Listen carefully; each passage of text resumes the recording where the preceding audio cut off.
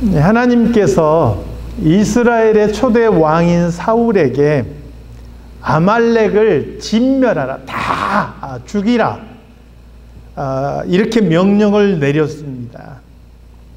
아말렉이란 나라는 이스라엘이 출애굽할 때 그 앞을 막아섰던 대적입니다. 하나님께서는 아말렉이 하나님과 이스라엘을 대적해서 싸우는 모든 대적의 상징으로 여기셨어요. 그래서 하나님께서 뭐라고 선언하셨습니까? 여호와가 대대로 아말렉과 싸우리라, 이렇게 선언하셨습니다. 그래서 이스라엘의 왕이 생기고 나서 초대 왕인 사울에게 가장 먼저 내린 명령이 무엇입니까? 바로 아말렉을 쳐서 진멸하라. 그들에 있는 모든 것들을 남기지 말고 다 죽이고 불태우라, 이런 명령을 내리셨어요. 굉장히 상징성이 있는 거예요. 그래서 사울은 이 하나님의 명령에 따라서 아말렉과 싸우게 된 거예요. 이 아말렉과의 싸움은 단순한 정복 전쟁이나 세력 다툼이 아니에요. 이것은 어떤 영적인 전쟁을 상징적으로 보여주는 싸움이죠. 그러므로 하나님께서는 이 전쟁에서 승리한다 할지라도 어떤 것도 취하지 말라고 해요. 금이나 보석이나 옷이나 어떤 그 가축도 취하지 말고 다 불태워라, 이렇게 명령하셔요. 이것의 의미는 바로 그 모든 것을 하나님께 돌려야 된다라는 의미죠. 이스라엘 역사상 이런 전쟁이 또 한 번 있었어요. 그게 무슨 전쟁이냐면 바로 여리고성 전쟁. 여리고성 전투인데, 이 여리고성 전투는 요단강을 건넌 이후에 첫 번째 맞이한 그런 전투였어요. 그리고 그 전투는 이스라엘 백성들이 한다기보다는 하나님께서 친히 앞장서서 그 성을 무너뜨리시고 그 성을 점령하게 해주신 전투였어요. 그러므로 그 모든 것을 다 불태워서 하나님께 바치라, 이렇게 명령하셨었죠. 바로 그 전투처럼 이 아말렉과의 전쟁도 다 하나님께 바쳐야 한다라고 말씀하셨어요. 이게 바로 영적인 전쟁이었기 때문에 그렇습니다. 그런데 사울은 이 전쟁에서 승리하고 난 이후에 어떻게 했습니까? 오늘 본문은 아니지만 15장 9절 말씀을 우리 함께 같이 읽어보겠습니다. 자, 9절 말씀, 자, 시작. 사울과 백성이 아각과 그의 양과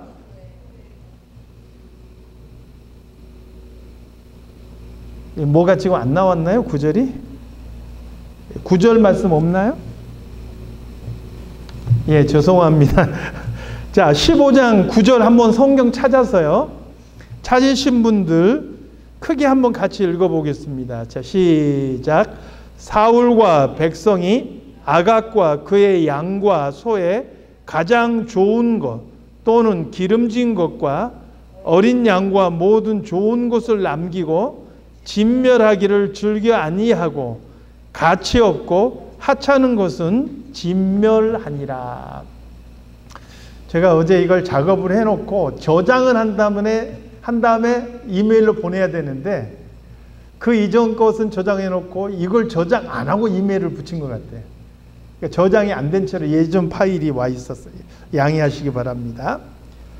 사울이요, 아말렉과의 전쟁에서 승리했는데 그 아말렉의 왕 아각과 그의 양과 소의 좋은 것, 기름진 것, 토실토실 살이 오르고 뭔가 정말 멋진 것들은 다 살렸어요. 볼품 없고 병든 것만 다 죽였다는 거예요. 하나님께서는 남김없이 다 죽이라 그랬는데 눈에 보기에 좋은 것은 살려서 다 데려오고 보기에 좋지 않는 것만 죽였다라는 거예요.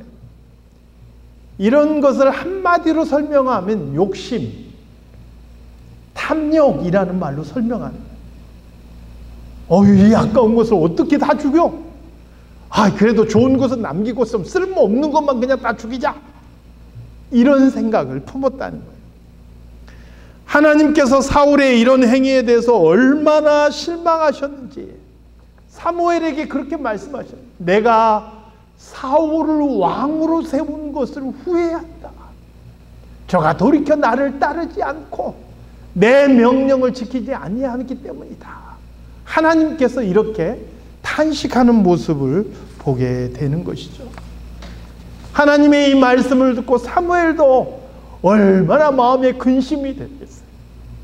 이스라엘의 지도자인 왕이 하나님의 뜻을 따르지 않고 자기의 욕심을 채우는 길로 나가니 사무엘이 근심이 생겨서 밤에 잠을 자지 못하고 하나님 앞에 기도하는 모습도 보게 되는 것이죠.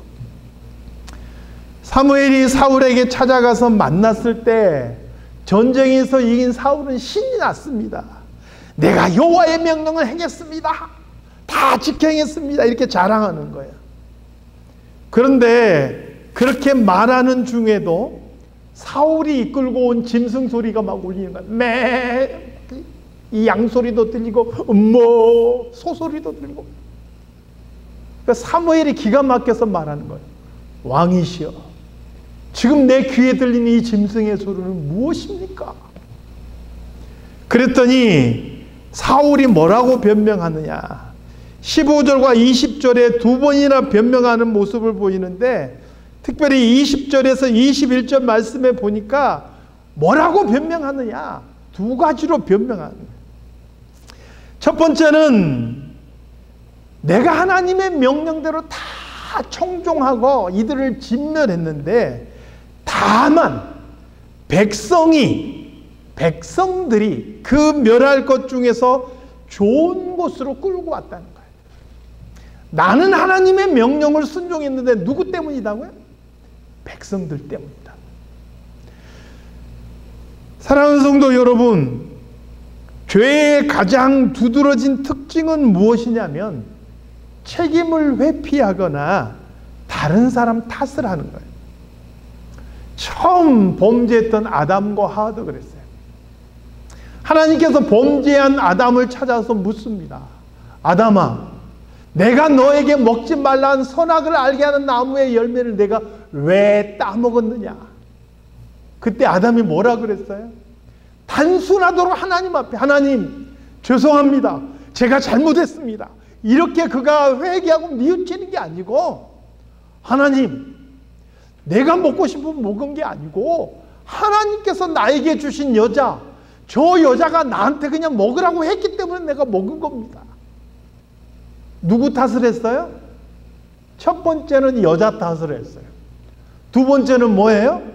그 여자를 자신에게 주신 하나님 탓을 한 거예요. 오늘 사울왕도 마찬가지예요. 나는 하나님의 명령을 잘 지켰는데 누구 때문이라고요? 백성 때문이라고. 여기에 덧붙여서 자신의 그 행위를 거룩한 의도로 포장했습니다. 뭐라고 이야기했습니까? 그거 사실 내가 욕심나서 가져온 게 아니고 가져와서 뭐 하려고 그랬다고요? 하나님 앞에 제사를 드리려고 했다는 것입니다.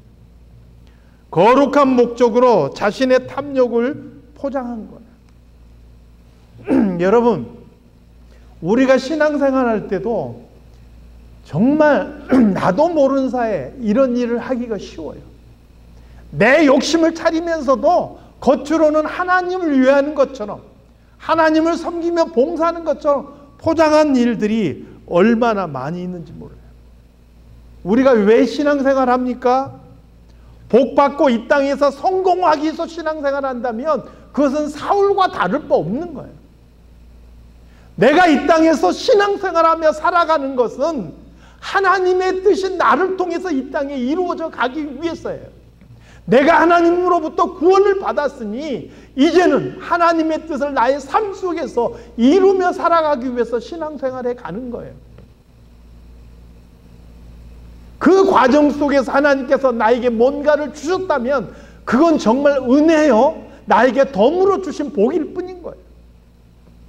그런데 내가 이렇게 섬기고 이렇게 봉사하고 이렇게 헌신하면 하나님께서 더 많은 복을 나에게 주시겠지, 이런 생각을 내가 가지고 있다면 그건 욕심이라는 거예요.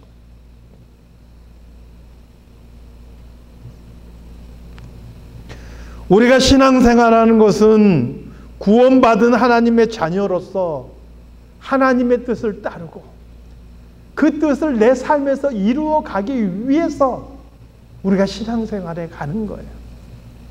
거기에 다른 조건, 내 욕심을 붙이지 말라는 거예요. 내 욕심을 붙여버리면 그게 바로 사울의 모습인 것이죠. 사울이 처음에 그가 단순하도록 겸손히 하나님을 따를 때는 하나님께서 오히려 그에게 기름을 부으셔 그를 왕으로 세우셨습니다. 그런데 이제는 하나님의 뜻에 자기의 욕심을 집어넣고 그것을 거룩한 무늬로 포장하고 있는 그런 사울의 모습을 보게 되는 것이죠. 오늘 본문에서 사무엘의 절절한 충고를 보시기 바랍니다. 22절에서 23절인데요. 22절과 23절도 없죠? 예, 저장이 안 돼 있으니까 아마 없을 거예요. 자, 22절과 23절 우리 앞부분에 읽은데 거기 한번 펼쳐주시면 좋겠어요. 우리 파워포인트 앞에 읽은 데 있잖아요. 예. 22절과 23절 우리 함께 읽겠습니다. 시작. 사무엘이 이르되 여호와께서 번제와 다른 제사를 그의 목소리를 청종하는 것을 좋아하심같이 좋아하시겠나이까. 순종이 제사보다 낫고 듣는 것이 순양의 기름보다 나으니 이는 거역하는 것은 점치는 죄와 같고 완고한 것은 사신 우상에게 절하는 죄와 같음이라. 왕이 여호와의 말씀을 버렸으므로 여호와께서도 왕을 버려 왕이 되지 못하게 하셨나이다 하니. 여기서 자녀를 기르신 분들 가만히 생각해 보세요. 자녀들이 부모의 말씀을 잘 순종하는 것과 정말 말은 지지리 듣지 않는데 그냥 때마다 한 번씩 선물 던져주는 것과 어떤 걸 더 원하세요? 하나님께서는 제사 드리는 것보다 먼저 하나님의 말씀을 순종하는 걸 기뻐하시는 거예요. 제사라는 이유로 하나님 뜻을 왜곡하지 말라는 거예요. 사무엘이 이렇게 이야기할 때 사울이 뭐라고 이야기합니까? 중간에 여러 가지 답변이 오고 가지만 사실은 30절만 한번 같이 보겠습니다. 30절 말씀. 자, 시작. 사울이 이르되 내가 범죄하였을지라도 이제 청하옵나니 내 백성들의 장로들 앞과 이스라엘 앞에서 나를 높이사 나와 함께 돌아가서 내가 당신의 하나님 여호와께 경배하게 하소서 하더라. 사실 이 앞절에도 보면 사울이 내가 범죄하였나이다 라고 이야기하기는 해요. 그런데 이게 사울이 스스로 뉘우치고 회개하는 마음으로 이야기하는 게 아니라는 것을 알 수가 있어요. 어떻게 알 수 있느냐면 그 뒤에 바로 자신의 행위에 대한 변명이 나오기 때문에 그래요. 그러면서 결정적으로 이 30절 말씀에 보니까 뭐라고 이야기하는 거예요? 내가 잘못했을지라도 라고 이야기해요. 이 말의 뉘앙스에는 이런 말이 있어요. 당신이 나더러 잘못했다고 말하니까 잘못했다 치더라도, 이런 뜻이에요. 쉽게 말하면 자기 자신은 잘못했다 생각하지 않는데 그래도 영적인 지도자인 사무엘이 와서 나더러 잘못했다고 하니까 그렇다면 내가 잘못했다 치더라도, 이런 뜻이에요. 그러니까 자기의 어떤 죄에 대해서 회개하는 마음은 없어요. 네가 잘못했다니까 그래 잘못했다 치자. 그렇지만 지금은 나와 함께 해줘. 왜? 내 체면이 있잖아. 백성의 장로들이 있고 지금 백성들이 나를 지켜보는데 당신이 그냥 떠나버리면 내 체면은 뭐가 돼?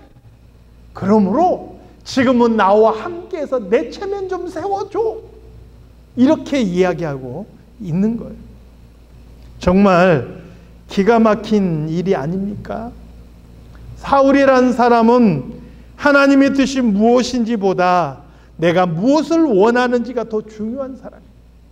하나님께서 얼마나 실망하셨는가 보다는 내 체면이 얼마나 손상되는지가 중요한 사람인 거예요. 그는 이스라엘이란 나라가 하나님의 나라가 아니라 자신의 나라이고 이스라엘의 백성들은 자신의 백성이라고 생각하고 있는 것이죠.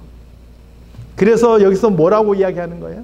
내 백성의 장로들과 이스라엘 앞에서 나를 높이사 자신을 높여달라. 실제로 사울은요, 이 전쟁을 하나님의 전쟁이라고 여기지 않았어요. 자신의 전쟁이라고 여겼어요. 그걸 무엇을 통해서 알 수 있냐면 이 아말렉과의 전쟁 후에 자신이 승리했다고 자신의 승전을 기념하는 기념탑을 세우는 거예요. 하나님의 뜻을 순종해서 하나님의 뜻을 받들어서 싸우는 하나님의 전쟁이라 생각하지 않고 내가 내 나라를 지키기 위해서 내 백성을 지키기 위해서 싸우는 내 전쟁이다. 이게 바로 사울이 가지고 있는 마음이라는 것이죠. 사울에게서 하나님의 뜻은요, 자신의 필요를 채우는 수단이었던 것입니다. 그래서 그가 하나님께 경배하겠다라고 말하는 것은 진심이 아닌 거예요.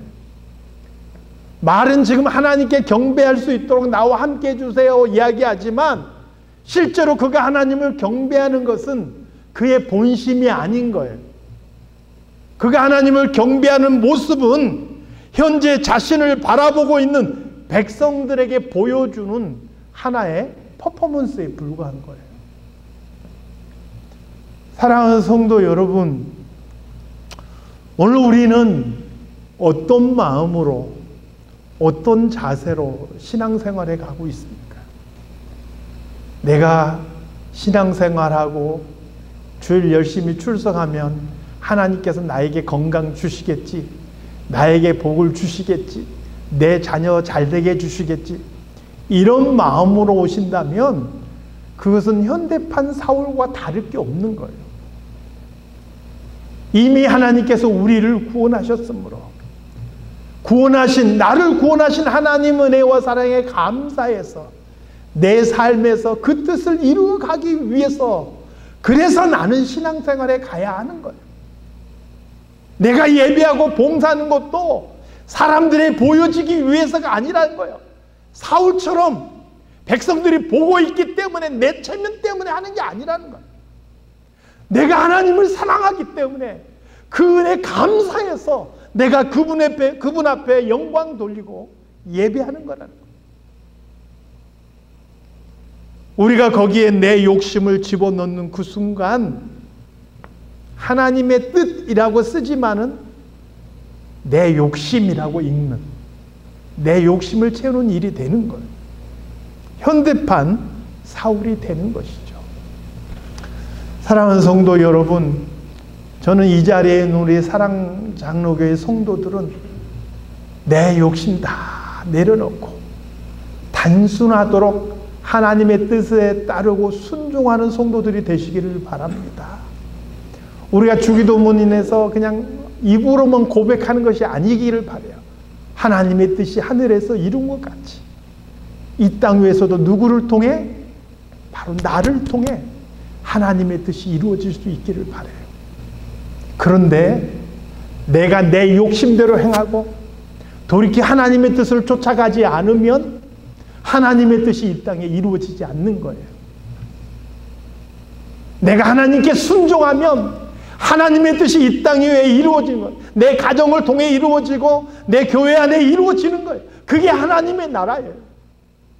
그런데 내가 하나님의 뜻에 순종하지 않고 돌이켜 내 욕심을 따르면 거기에는 하나님의 나라가 임하지 않는 거예요.